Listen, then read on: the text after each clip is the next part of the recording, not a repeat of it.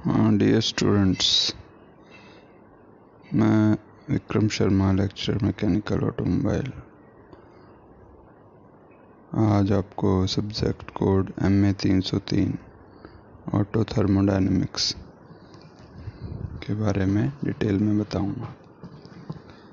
ये जो सब्जेक्ट है ऑटो थर्मोडायनेमिक्स, ये बेसिकली ऑटोमोबाइल के स्टूडेंट्स के लिए बहुत ही इम्पोर्टेंट सब्जेक्ट है। इस सब्जेक्ट में आपको जो आपने बेसिक ऑटोमोबाइल इंजीनियरिंग 206 पढ़ा था उससे आगे की डिटेल, जैसे कि इंजन में कंबशन किस तरह से होता है, various types of combustion chambers और different modes of heat transfer, और रेफ्रिजरेशन में हीट कंट्रोल किस तरह से किया जाता है, एयर कंडीशनिंग भी इसी सब्जेक्ट में इंक्लूड है। तो इस सब्जेक्ट को बेसिकली 14 यूनिट्स में डिवाइड किया गया है। तो ये 3 सब्जेक्ट का सम्मिश्रण है। इसमें combustion, refrigeration and heat transfer यानी थर्मल इंजीनियरिंग, 3 सब्जेक्ट का कॉम्बिनेशन है। तो काफ़ी लेंथी सिलेबस है और वास्ट है। तो आपको 3 reference book, minimum 3 reference book आपको फॉलो करनी पड़ेंगी। तो जो फर्स्ट पार्ट है कंबशन वाला, उसमें करीब 6 यूनिट्स हैं टोटल। तो जो 6 यूनिट हैं उनके लिए आपको IC engine by Mathur and Sharma, ये रेफरेंस बुक फॉलो करनी है। और जो दूसरा पार्ट है रेफ्रिजरेशन एंड एयर कंडीशनिंग, इसके आपके 4 यूनिट हैं। तो उसके लिए आपको डोम कुंडवर या मनोहर प्रसाद, इनमें से कोई भी बुक, या राजपूत या खुरमी, 3-4 बुक्स हैं जो आपको ठीक लगे वो आप फॉलो कर सकते हैं। इसके अलावा जो हीट ट्रांसफ़र या थर्मल इंजीनियरिंग की है, वो एक तो राय की है और एक अरोड़ा। इन दोनों में से जो भी आपको ठीक लगे आप फॉलो कर लेना। तो फर्स्ट पार्ट अपन देखते हैं सबसे पहले कंबशन। तो कंबशन जो है ये बेसिकली SI और CI इंजन में किस तरह से होता है।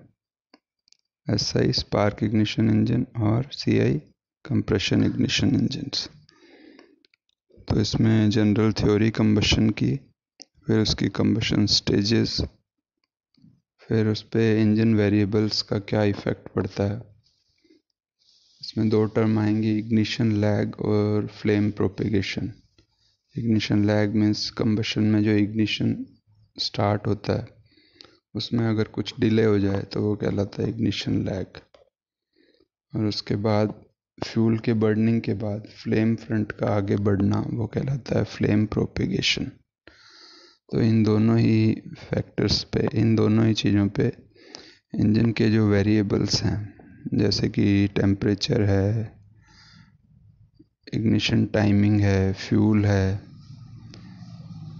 कंप्रेशन रेशो है, इनका क्या इफ़ेक्ट पड़ता है, ये अपन इस यूनिट में डिटेल में पढ़ेंगे। इसके अलावा एबनॉर्मल कंबशन, एक तो नॉर्मल कंबशन, जितना फ्यूल कंबशन चैम्बर में गया है वो प्रॉपर बर्न होके और आगे अपने को एनर्जी और जो उसके बाई प्रोडक्ट्स हैं वो मिल जाएं। और एक है एबनॉर्मल कंबशन, मतलब फ्यूल अनबर्नड कंडीशन में रह जाए, तो वो एबनॉर्मल कंबशन कहलाता है। उसके बारे में, इसके अलावा थ्योरीज ऑफ डेटोनेशन, इसके बारे में अपन प्रकाश डालेंगे। और डेटोनेशन या नॉकिंग आपने सुना होगा,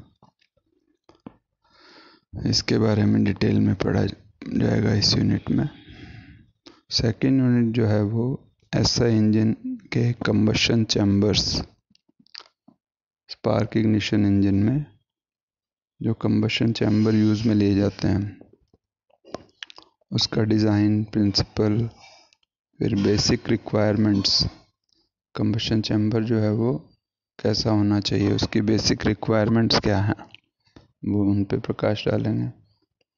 इसके अलावा different types of combustion chamber, उसमें उनका कंपैरिजन, और वाल्व्स की इनलेट आउटलेट वाल्व और स्पार्क प्लग की जो पोजीशन है उसके अकॉर्डिंग उनको अलग अलग टाइप्स हैं, उन पे अपन देखेंगे कौन कौन से हैं। और इसके अलावा कई शॉर्ट नोट्स आ जाते हैं, जैसे कि उनके नाम के अकॉर्डिंग कंबशन चैम्बर्स हैं, जैसे bathtub shape, veg shape, hemispherical shape, cavity shapes. तो ये सब पे अपन देखेंगे। फिर थर्ड यूनिट जो है वो कंबशन इन सीआई इंजन्स।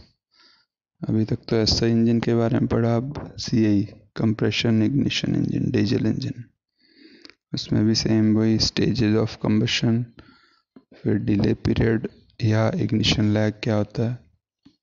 इसके अलावा वेरिएबल्स, जो भी वेरिएबल्स हैं वो डिले पीरियड को किस तरह से इफेक्ट डालते हैं, और डीजल नॉक।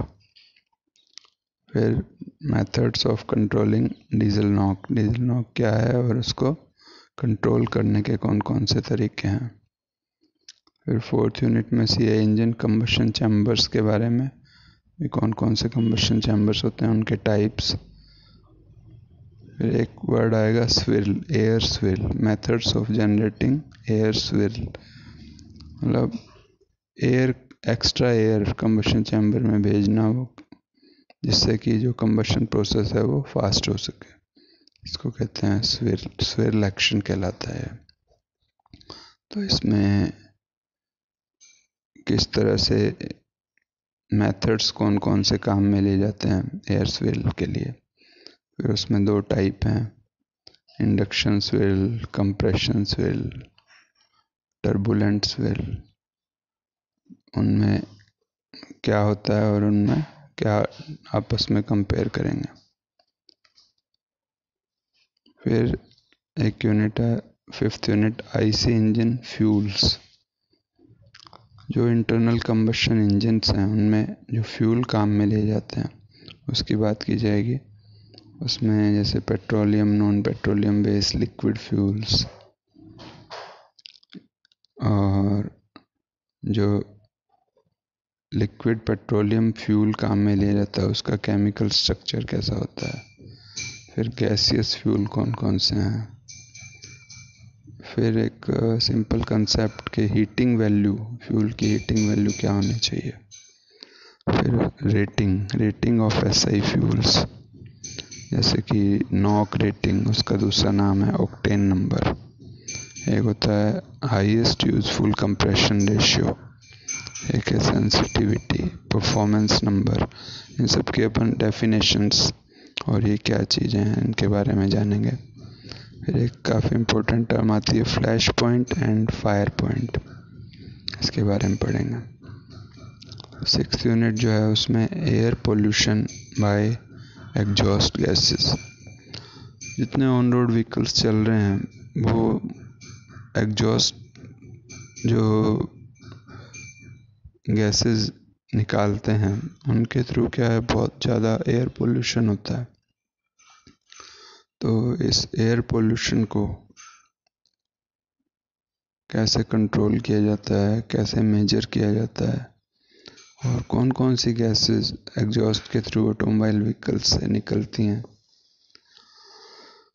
फिर स्मोक का फॉर्मेशन क्या होता है, कैसे होता है, कंट्रोल कैसे किया जाता है पोल्यूटेंट्स को। इसमें एक वर्ड आएगा कैटेलिटिक कन्वर्टर, एक डिवाइस है जो कि पोल्यूटेंट्स जो निकल रहे हैं एग्जॉस्ट गैसेस में उनको कंट्रोल करने में काफ़ी हेल्पफुल है। ये आजकल सभी व्हीकल्स में कैटेलिटिक कन्वर्टर लगाया जाता है, यूज़ करते हैं इसको, जिससे कि जो पोल्यूशन है वो कम से कम हो। फिर एक टर्म आएगी, जो पोल्यूशन हो रहा है उसका मेज़रमेंट किससे किया जाता है।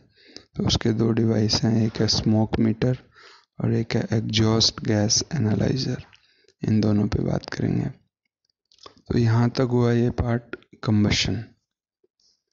देन नेक्स्ट यूनिट जो है वो है रेफ्रिजरेशन एंड रेफ्रिजरेंट्स। इसके बारे में अपन नेक्स्ट वीडियो में बात करेंगे। आज के लिए इतना ही काफ़ी है। Thank you.